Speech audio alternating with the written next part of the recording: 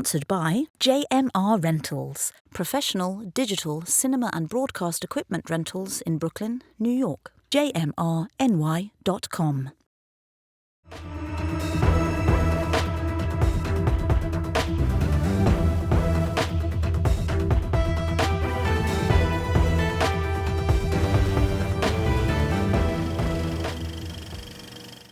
Hello and welcome to No Rest for the Weekend. I'm Jason Godbey, and today on the program, we're giving you our best recommendation for streaming shows here in 2024.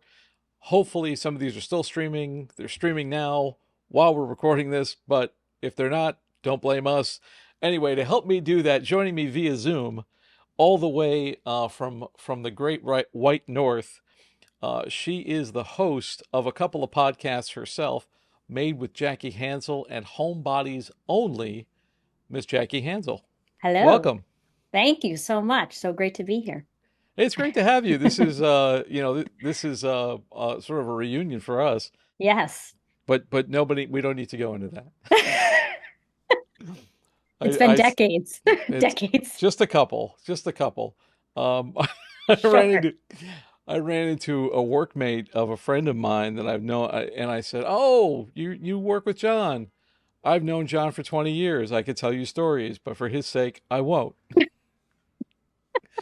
But we have a lot of shows to talk about, so I kind of want to get right to it. Sure. And these are going to be streaming on various channels. We are not sponsored by any of these channels, although if they would like to sponsor us, let me know. Give me a call. Definitely. I will take your money. All right. So what's the first show you got up for us? I have to say Gilmore Girls. I absolutely adore that show. If you don't know what it is, it's a dramedy, they call it. And it centers around the relationship between 30-something single mother and her teen daughter living in this adorable small town called Stars Hollow, Connecticut. She had her when she was 16. And she came from a prominent rich family, so it was a little bit scandalous. There's so much I could say about it, but it's like reading a good book. And I have the whole entire DVD set, which obviously I haven't watched in a while because now it's streaming. I would put it on and I clean the house. It's one of those you could just leave it on in the background. And every time you watch it, you might catch a different thing. I mean, it's very funny, very, very witty. There is a ton of dialogue, a lot of monologues as well. So just a lot of memorization for the actors. And it's just really, really great. I mean, I didn't get into it when it first came on. I was like, this looks corny, wasn't into it. And then somehow I must have caught repeats. And then I just got totally sucked into it. And it's on Netflix. I have seen an episode or two of the Gilmore Girls. It's not a recent show. No. When was it on? When was it brought? Do you remember? Is this like early 2000s-ish? Yeah. So we're going to move it right along because we got a lot of shows. So my show is also kind of a networky type show, and I think it was just streaming on Peacock. I don't think it was actually on NBC. It's called Poker Face, which just finished its first season, I think, last year. It's a gal named Charlie, played by Natasha Lyonne. She has an extraordinary ability to determine when someone is lying. And we learned through the show that she was kind of not really a grifter, but a frequent gambler / poker player. And she ends up in Vegas, and then things really take a turn when her coworker / friend is murdered. And she figures out who done it, and once she does that, she then has to go on the run from the law, or not from the law, but from the people that murdered her friend. So it's interesting. It comes to us from Ryan Johnson. He's the guy behind Knives Out and Glass Onion. He's the author of that, so very experienced in the murder mystery realm. It's a very even though it's a modern show, it does have this real 80s type appeal to it. You feel like you're watching sort of Magnum PI and Murder, She Wrote yes, at the same time. I completely agree. For those who have seen those shows, at one point I remember especially the show open and stuff. I was like, oh, this is like Tom Selleck peeling out in a Ferrari kind of thing. But Leone is very good. She's very funny. I like the character a lot. This season, it's a continuous story. So it's not, even though it is sort of a villain of the week or a mystery of the week, you still have the continuous story of her being on the run and things like that. and it's a lot of fun. I just thought it was a lot of fun, and I don't want to give away the ending of the first season, but I thought it ended on a really great sort of cliffhangery type note. And I'm interested to see what happens next season, which is about the best I think you can say anything for a first season of a show kind of thing. I only watched the first episode. Oh, you saw the first episode? Yeah. I loved it, but I just haven't been able to go back. Keep watching. There's a lot of great guest stars in it. Mm. A lot of great names show up in these different sort of mystery of the week type things. All right. Anyway, what's your next show? My next show is Somebody Somewhere on Max, starring Bridget Everett, and it takes place in Manhattan, Kansas. It follows Sam, and she basically moves back there. We don't see this part, but she moved back there because her sister was dying of cancer, and she took care of her. The show starts off with it's about 6 months, I think, after her sister died. And she's definitely like struggling. She's depressed, obviously, too, to fit in back with her hometown. And she becomes BFFs with a character named Joel, who's played by Jeff Hiller. And Joel remembers her from high school, but she doesn't remember him at all. And they were in chorus together. And she has a really good voice. And he's complimenting her. And he happens to have the keys to, I guess it's the church. It's in a mall, actually. And he says he's doing like choir practice, but it's really kind of like an open mic. And they drink and they have like, they have a lot of fun. And they have a band. And he gets her to go and sing. And it's a really... it's a great show. There's 2 seasons now. It has an indie feel to it. It's very real feeling. And it's heartbreaking, but it's funny. And you fall in love with the characters. It's great. I saw I think I've seen both the first and second seasons of that show, and it was definitely one that I was going to list if you didn't. I think it's really strong. One of the things that I don't think it gets enough credit for is the writing. It's got really strong writing. It does feel almost too real. Yes. At times. I'm kind of wondering, like, if you grew up in Manhattan, Kansas, is this too much for you? Right. Like, yeah. You might not want to watch it. But yeah, it is. It's very, very strong. And that one you said is on Max. Yep.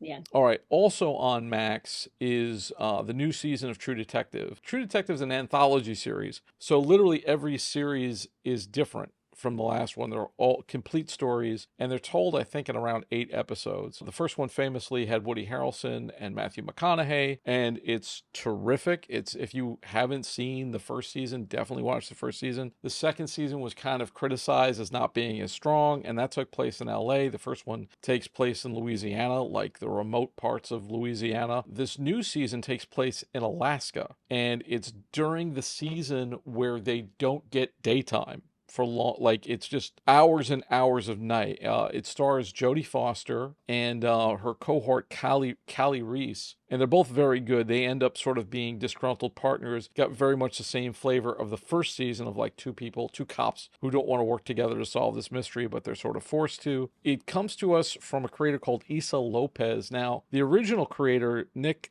Polizzano, he had, I think, worked on the 3 seasons before. I think this is the first season he did not work on. And my theory is that Issa Lopez brought this series to HBO and they said, hey, to market this thing, why don't we make it a True Detective series? And then they sort of wrote in elements that tied it back to the first season of True Detective. That's just a theory. I'm speculating that it might just be something that they did, but Polizzano has kind of not said great things about the current season himself, so a little controversy there, but it's really good. I mean, I would, Jodie Foster is one of those actors you'd watch read the phone book kind of thing. She's so strong, and performances are strong all the way around. They actually filmed it in Iceland during the no sunlight season, so it's just one of the things that's kind of cool about it and mysterious about it is that because it's dark all the time, you have no idea when anything is happening. So like 12 noon looks like 12 midnight. This could be first thing in the morning. This could be dinner time. We have no idea. So disorienting.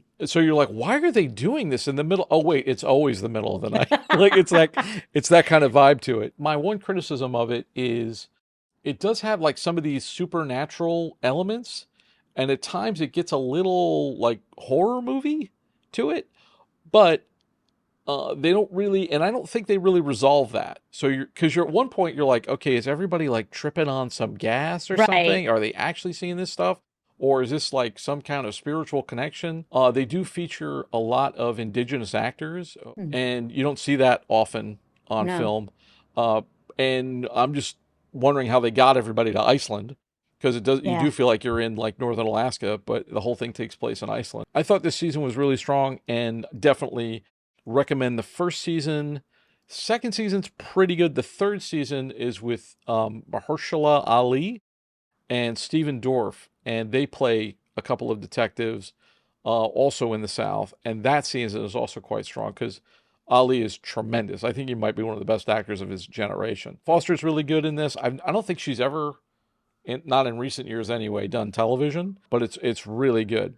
All right, what do you got for us next? Love on the Spectrum. The American version. It was Australian. I didn't see that at all. There are two seasons for this. It's on Netflix. It follows people on the autism spectrum as they navigate the world of dating and relationships. I think I cried during almost every episode of the first season. I watched it all in one day. Remember, I was like ironing my clothes. I was like doing all this stuff. I just kept watching it. And the second season, I actually think might have been better. I'm also a speech pathologist and I work in special education. I've worked with children and also teenagers on the spectrum, and it touches your heart so much. They're so honest, and you really can kind of get like their perspective on things. And it's the only way they know how to be. So it's great. It's reality television, but they couldn't have, I mean, maybe they forced them to the dates, but like they can't force these people to say what they say. So I think it's great. And Easy to so binge. it's a reality show, and Yeah. these people, there's no actors. All these people No. are. So do you get like an authentic vibe from it? Or because like Oh yeah. reality TV, I know. it's not Yeah. so a lot of it is manipulated. A lot of it Yes. is kind of it's acting, but it's usually just bad acting. No, I know. I know. No, you really do, because I mean, the awkward silences, they're just like, and they really don't know what to say. They're honestly, like, most of them are very socially awkward, and it is real. And the people they set them up with, some of them are on the spectrum, some of them are not. Um, there's people who have Down syndrome they'll set them up with, and it's adorable. It's the honesty, and you're like, can't believe some of the things they say. You're like, oh my God, I can't believe they said that. Like, someone's literally like, I'm in love with you on the first date. And, and they mean it. It's great. It's just great. And the interaction with their families um is great. The one guy gets embarrassed with his parents and he's like, oh, you can tell. I mean, it's wonderful. I just have to say. It sounds interesting. Not my cup of tea, but maybe I'll check it out. Um, my next show is on Apple TV, and I don't know if you've seen Severance. I've talked about Severance on the show before. Definitely recommend that. While you're waiting for the next season of Severance, I would say check out Slow Horses. It's a British spy action adventure drama type series. Gary Oldman is in it, and he plays the head of Slough House, which is where they derive the name from. And this is a group of British intelligence agents who kind of like screwed up their careers, and they're in this sort of purgatory of like, will they make it back into the proper graces of MI5 or not? MI5, I think, is like British FBI, and MI6, I think, is like CIA type of things, if I'm not mistaken. Oldman is in it. Gary Oldman, he's a wonderful actor. Kristen Scott Thomas is also in it. She plays like the level above him. She's like the boss lady. There's some things that are incredibly British about it, like unabashedly British about it. I like the first season, and I like the most recent season that they did of it, and basically every season is like a new plot twist kind of thing. So, the first season involves, you see kind of how our main character, whose name is River, how he got to Slough House, and then like his career, trying to redeem his career at that point. And then in this season, one of the team members gets kidnapped, and they have to like find her and figure out, how they're going to get her back home. Gary Oldman's character is sort of charmingly disgusting in it. And he's such a committed actor. But he's delightful, but in a gross way.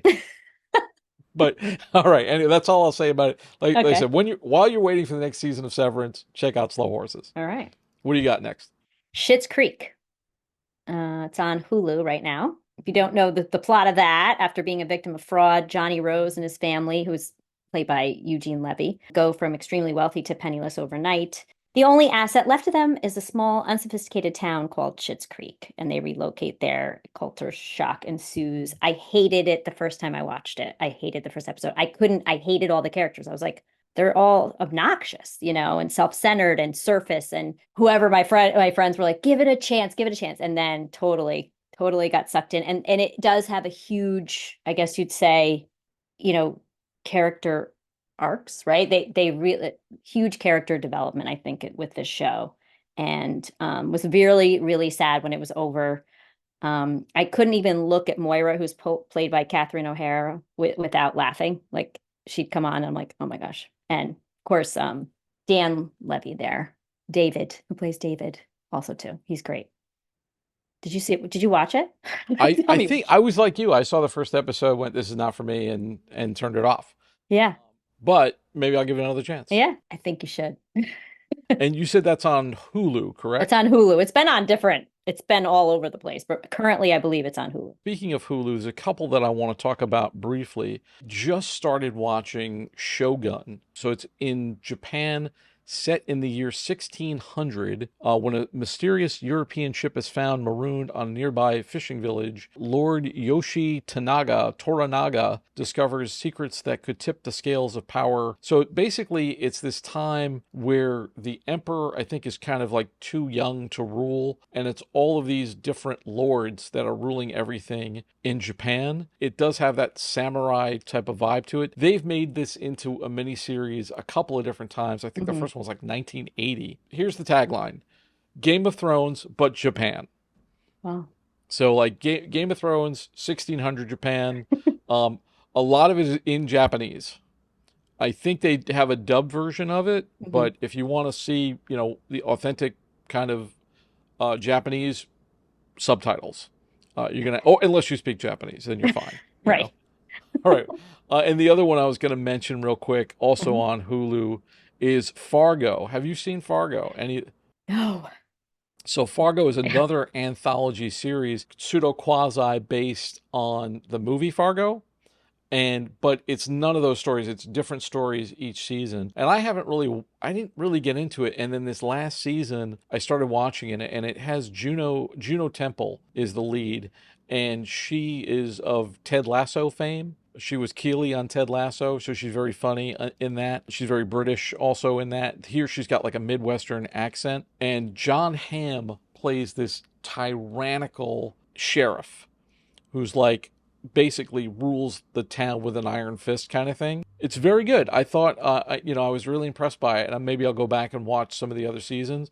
But, I dig anthology series, and that's one. And they're both on, I think they're like FX/Hulu shows. So they get away with a lot. It's not like regular TV kind of thing. All right. What do you got for us next? Sex Lives of College Girls on Max. The first season, they are freshmen. Actually, no, the second season. I'm trying to think if the second season they're freshmen too. I think they're freshmen too. They continue it. It's 4 roommates of a made-up college called Essex College in Vermont. And actually, their first season, they filmed a bit in Poughkeepsie in this area, but then second season, not at all. Yeah, I mean, it sounds like, oh gosh, all like hormonal and everything, but it really is not. It really was not.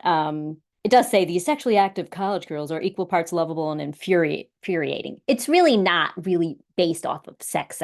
So I think the title just was for shock, maybe. It's Mindy Kaling. I think BJ Novak also, I think. And then I thought there was a third writer. It is funny. There is really actually great acting. There's depth to the characters. I did not think there was going to be.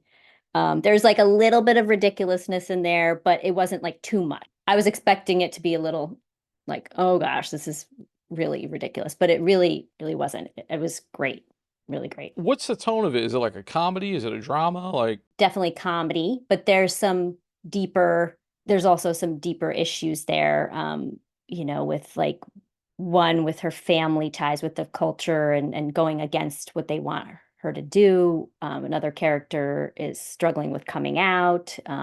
So there are deeper themes there, but it's fun. It's really, and it's easy to watch. I know my husband liked it. I don't know. I feel like he would like it. Okay, on the surface, a story about a bunch of Zoomer college girls. Yeah. Doesn't think, Right. No, I know. Probably not my cup of tea. But you did a podcast on that Oh one, yeah, right? we did. And that was one of our most downloaded the episodes we did about sex lives of college girls. It really got like a cult following really quickly. Definitely heard from a few people, not that I knew and I didn't know them, that said like, I'm so happy you're talking about this show. I don't think people really were.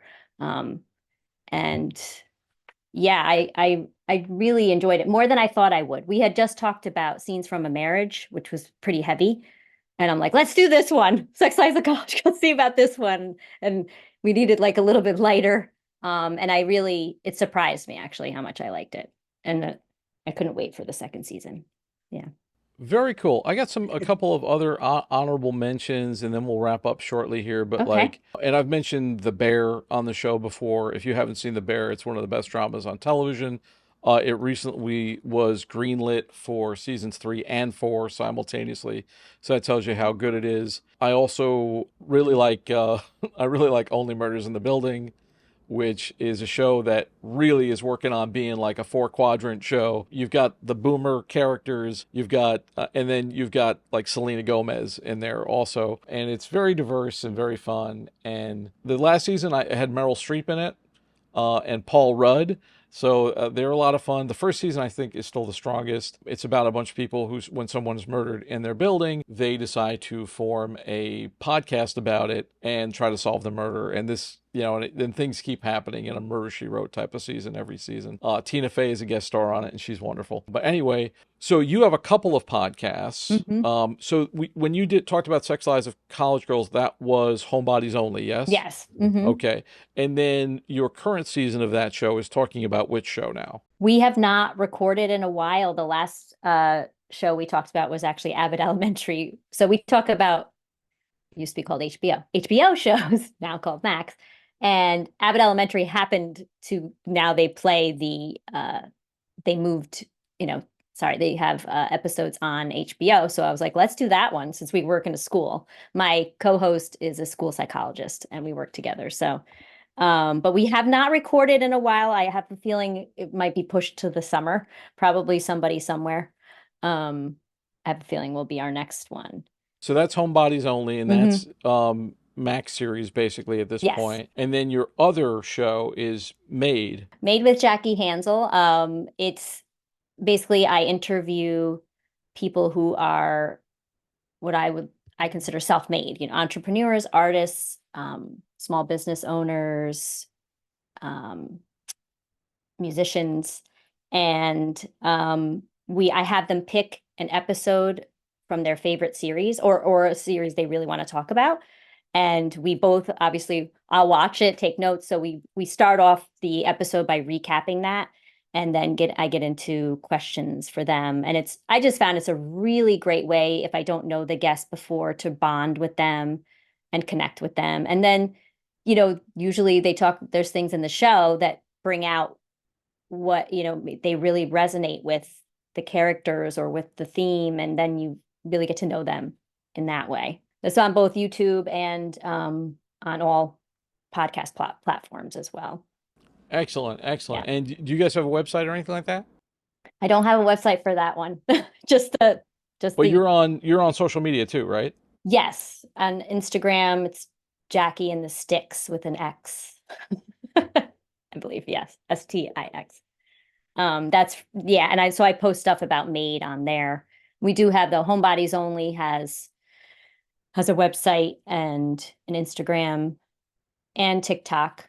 Oh, I'm also on TikTok with Made as well. TikTok's funky. And what's your YouTube handle? The Homebodies Only it's called Homebodies Only Podcast, and the handle for Made with Jackie Hanzl is Made-333. Yeah. Fantastic.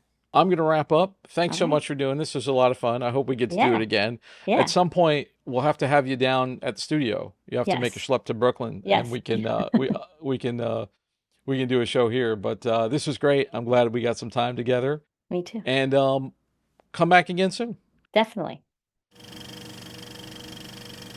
And that's all we got for you today. Thanks so much for taking this trip down the rabbit hole. For more of our content, including our movie reviews, visit norestfortheweekendpodcast.com. Don't forget to subscribe on your favorite podcast app or on YouTube, youtube.com/getbehindtherabbit. I'd like to thank my guest, Jackie Hanzl, and our sponsor, JMR Rentals, for Behind the Rabbit Productions. I'm Jason Godbey. Thanks for joining us. We'll see you next time.